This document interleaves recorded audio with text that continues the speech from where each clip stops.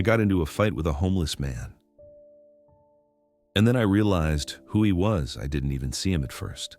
1 second, I was rushing down the sidewalk, coffee in one hand, backpack in the other, late for work and already annoyed at the world. The next, my shoulder slammed into a cart and everything exploded. "Watch it!" a sharp, angry voice shouted, and before I could even apologize, a hand smacked me square across the chest. My coffee sloshed over my shirt, lukewarm and bitter, my chest stinging from the impact, my pulse spiking in panic and disbelief.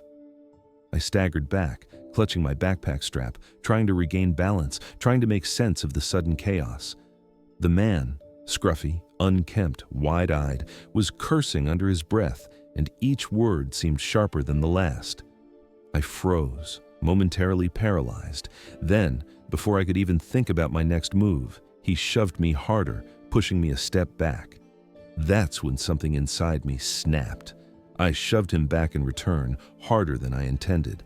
My hands collided with his chest, and suddenly, everything went wrong. The cart tipped violently. Bags tumbled out, clothes spilling onto the pavement, and then condoms. A pack of condoms rolled across the concrete, bouncing like little reminders of how absurd this moment had become. Coins scattered everywhere, jingling and clattering over the sidewalk. I froze again, this time from disbelief and embarrassment. People had started stopping, staring, whispering, some even pulling out their phones. My face burned. There was no time to think. The man lunged at me again, grabbing at my shirt, and I dodged instinctively. My heart pounded in my ears, and then I saw him clearly. My brain nearly shut down. Mr. Thompson, my middle school math teacher, the man who had haunted my teenage years, whose icy glare could make even the smartest kid in class freeze mid-answer. Now, he was sweaty, angry, and scrappy, shoving and shouting over spilled condoms and coins, fighting me in the middle of the sidewalk like the world had gone completely insane. "What the hell?" I gasped, stepping back, my hands raised defensively. My voice cracked, half from shock, half from adrenaline. He didn't answer. He was too caught up in his own rage, muttering about disrespect, betrayal, and how students never learned anything these days. Every word felt like a dart aimed at my chest. He swung at me again, and this time I couldn't dodge fast enough. His hand grazed my shoulder, brushing against me in a way that made my skin tingle despite the chaos. I shoved back as hard as I could, and coins fell from his pocket, bouncing and clattering across the sidewalk, mixing with the spilled condoms and scattered clothes. The jingle of the coins somehow made the entire situation feel surreal, absurd, and intensely chaotic. My pulse raced, my hands shook from the adrenaline, and I could feel my chest tightening, not just from fear, but from the strange, electric tension in the space between us. Every accidental brush, every shove, every frantic movement carried a messy, dangerous energy that I couldn't ignore. He lunged again, and we collided.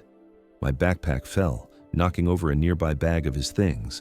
Coffee spilled across my chest, sticky and warm, and my backpack strap dug into my bruised shoulder. I barely managed to stay upright, shoving him back, while coins and small items continued to scatter around us. People screamed, some laughed nervously, others urged us to stop. But we were trapped in our chaotic bubble, too wrapped up in the fight to notice anything else. The smell of sweat, coffee, and the faint, almost bitter tang of spilled coins filled my nose. Every time our hands touched, every brush against each other sent a shiver down my spine, part fear, part something else I didn't understand. My adrenaline was raging, and with it came this raw, messy tension that made the fight feel electric. I shoved him again, hard, and he stumbled back into his cart. Bags toppled, condoms scattered even more, coins rolled underfoot. I realized my breathing had gone shallow, heart hammering, adrenaline making every nerve in my body scream. The fight had become something bigger than just spilled items. It was messy, chaotic, intensely charged. Then he grabbed at me again, brushing against me, and I felt it, the strange, electric friction in the chaos. I shoved harder, coins flying, my coffee stickier, my shirt soaked, my skin buzzing from the contact.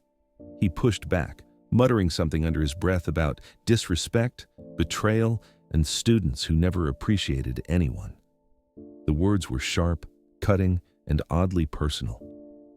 Finally, a woman stepped in between us, pressing against my chest lightly to hold me back. "Stop it, both of you!" she shouted, voice strained, and the crowd around us murmured in agreement. He glared at me, breathing heavily, coins still falling from his pocket, condoms scattered like mocking reminders across the sidewalk.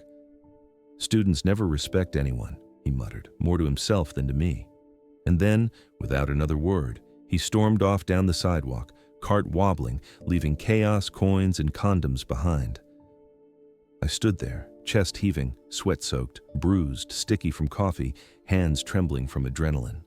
I looked at the scattered change, the toppled cart, the condoms, ridiculous, absurd, chaotic, and my mind kept replaying the impossible reality. My old middle school teacher, now homeless, angry, and oddly charged. I bent down to gather the coins, the metal cold and sharp against my palm. My shoulder throbbed, my chest tightened, and I could still feel the faint lingering buzz of our contact, brief electric touches that had no business existing in this mess of a fight. The tension was messy, uncomfortable, impossible to ignore.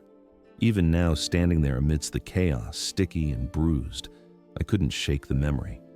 The slap, the shove, the cart tipping, the condoms spilling, the coins scattering, and the surreal revelation of him, my old teacher, angry, scrappy, and chaotic. I slung my backpack over my shoulder, wincing at the strap cutting into my bruised skin. My coffee was mostly spilled, bitter and sticky, but I barely noticed. My pulse had started to calm, but my chest still throbbed from the adrenaline, and somewhere beneath the embarrassment, bruises, and absurdity, I could feel the lingering, messy electricity of the moment. The street slowly returned to normal. People whispered, shook their heads, laughed nervously, or pulled out their phones. I stood there, frozen for a moment, still replaying it in my mind. The fight, the mess, the electric tension, the shock of recognizing him, the absurdity of condoms and coins scattered across the sidewalk. By the time I reached my apartment, I was shaking slightly, bruised, exhausted, sticky, and completely bewildered. I dropped my bag onto the couch, hands still sticky, chest tight, sweat cooling on my back. I thought about him, about Mr. Thompson, about the absurdity, and I realized I couldn't get the image out of my head. The messy chaos, the fight, the absurdity, and that strange electric charge. Even now I can still feel it.